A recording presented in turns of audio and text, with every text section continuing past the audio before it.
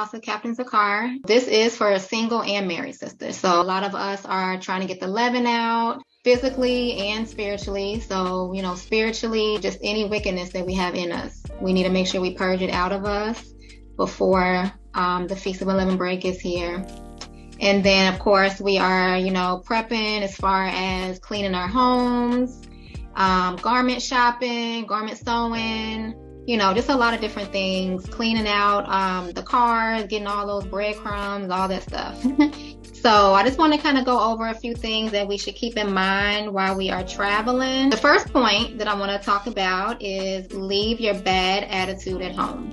Traveling, if you're married, leave your bad attitude at home. Your Lord does not want to deal with that. If you're a single sister and you're traveling with sisters, road trip, or you're flying together, leave your bad attitude at home. Nobody wants to travel with somebody who has a bad attitude. If you're married, maybe you might be holding a grudge towards your Lord. Maybe he did something, earlier that week or that month or that year that you're still not forgiving him for. So maybe you have a bad attitude. Maybe you didn't want to go out of town, so you have a bad attitude. Maybe the travel plans didn't go or not going to go like you wanted them to. It's just so many different things of why you might have an attitude with your Lord. It happened to me one time. I overpacked, which we're going to talk about packing. I know some of y'all overpacked in your life. So, and I remember I had an attitude. I did, because he was mad at me, and I don't like that feeling when my Lord is mad at me. So, I remember I overpacked, and he's like, woman? He's like, what is all this stuff? It was too much. I think it was tabernacles or something, so it was a reason to pack a lot, but, so you get a little attitude. You're kind of like, well, I'm sorry. I got to do what I got to do. You get in the car, you got a little sour face. So you have to try to lighten that mood up. Don't have your bad attitude. Don't pack it. Leave your bad attitude at home. Nobody wants to deal with it. If you're a single sister, I know sometimes because you don't have a man there to be like, hey, calm down, or hey, be quiet, to keep you in order, then sometimes a lot of single sisters end up getting into confrontations. Maybe you're being very disrespectful or offensive. You're saying things to the sisters that you shouldn't be saying, treating them how they shouldn't be treated, things like that. Just being disrespectful or offensive in your speech or your actions. And that happens, and again, we're emotional, but we got to remember we're sisters. We can't sit here and have attitudes with each other, and, nobody wants to travel with somebody with a bad attitude. So Proverbs 21:9, and it says, it is better to dwell in a corner of the housetop than with a brawling woman in a wide house. So when I was reading this, I was like, wow. Let's say you're a single sister, for example. You have 3 or 4 of y'all sharing a room. You got a bad attitude, It's saying that one of those sisters rather go and stay on top of the hotel, sleep on top of the hotel roof, outside. It's going to be the reason why a sister rather, of course, she's not going to go sleep on top of the roof. You can't even have roof access. But just the idea of her, she don't even want to be in that room with you. Like, to get some sleep, that's bad. This one is Proverbs 21:19, and it says, it is better to dwell in the wilderness than with a contentious and an angry woman. Tabernacles definitely came to mind. Contentious is hateful, just an angry, hateful woman. And your Lord, if you're married, rather sleep outside of the tent. We're talking Feast of Tabernacles. So outside of the tent. You know how dangerous it is to sleep in the woods outside of the tent. You got a cozy tent. You might have got a really big tent that year with all the kids, and you got everything you always wanted, all your previous tabernacles. And he's like, nope, I don't want to stay in this tent with you. With you being a contentious woman, I don't want to stay in this tent with you. I'm going to go sleep outside the tent. They got grizzly bears out in the wilderness, like raccoons come and eat your food. That happened to me my first or second tabernacles. All kind of animals, snakes, like It's dangerous. You know how bad that is? Like he'd rather go and sleep in danger than to be around you. So that's not good. And the same with a single sister. You get three sisters in a tent. You got everything y'all need. A fan is in there, a cot outside, a fan's in there, everything.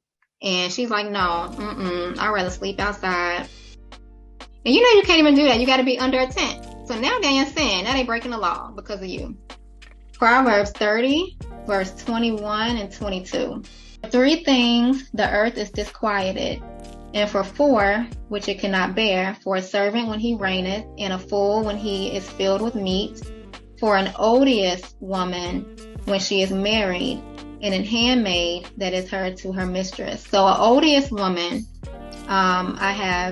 is extremely unpleasant, hateful, repulsive. And this scripture here is saying that basically everything is out of order. The earth is disquieted. Disquieted means disturbed or upset. So it's telling you that the earth is upset. The whole earth is out of order when you're being an odious woman, when you're being hateful, when you're being repulsive. You're not pleasant. You're being very extremely unpleasant. So Proverbs 22 and 1, it says, a good name is rather to be chosen than great riches and loving favor, rather than silver and gold. So your name is very important. To have a good name is very, very important. And then it talks about loving favor. So we know what favor is. If you're single, don't you want to be a favorite travel buddy to somebody? Like, you don't want it to be where they don't want to travel with you or they hate to travel with you. Proverbs 18 and 24. And it says, a man that has friends must show himself friendly, and there's a friend that sticketh closer than a brother. So, of course, if you want friends, you got to show yourself friendly. If you're a single sister and, you're like, oh, I need to go to Passover, I'm going to have a way there. Are you friendly? Have you shown yourself friendly to where anybody would even want to try to help you out? Leave your bad attitude at home. And that's something that we have to pretty much check, daily, but especially during Passover prep, because for some reason, the spirits be jumping, like, I don't know, Satan just be, like Mother Shamara says, like walking around in your living room and you trying to pack and stuff ain't working right, or you trying to sew a garment and your sewing machine just stops working out of nowhere. It worked perfectly the whole year and now all of a sudden it just stops. So you're going to be, it's going to be some spirits flying around you, and you're going to have to try to duck and dodge them because it's just something about that time of the year. And some of leadership actually, they call it the purge. Sometimes there's things that people are fighting or not fighting good enough, and they just give up or they just leave, or certain spirits jump on them and they leave. So we always got to check our spirit. This is 2 things. Be helpful and considerate of others. Proverbs 31 and 20 says, she stretcheth out her hand to the poor, yea, she reacheth forth her hands to the needy.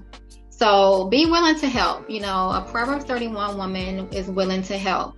So this can be regarding like committees. Sometimes there's certain committees that might need help, like registration, decor team, serving, hospitality, cleanup team. There's probably a couple more I'm missing, but sometimes there's, a chance to be able to help and put your bricks in with the committee. Oh, but first behold